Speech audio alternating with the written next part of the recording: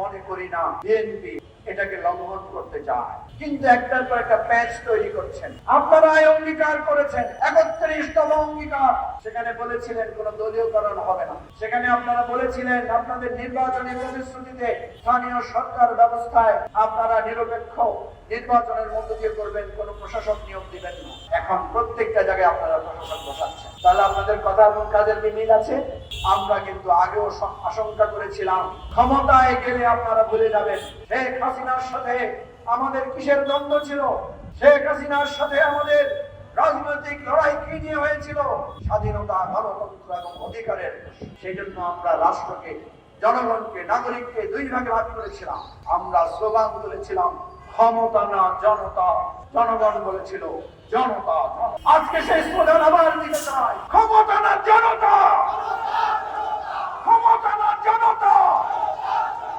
হে বিএনপির বন্ধুগণ এবং বিএনপির সাথে মেনন এবং ইনুকোটায় আশ্রয় পাওয়া আমাদের সে সকল বন্ধুগণ, আপনারা আজকে জনতা থেকে বিচ্ছিন্ন হয়ে ক্ষমতায় গিয়েছেন।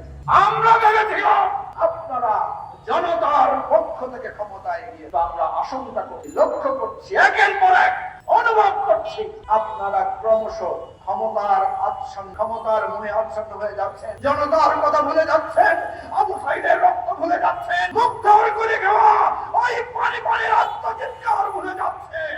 যদি ভুলে যান, আমরা বলছি আমরা ভুলবো না। আমরা আবু সাইদকে ভুলতে পারি না।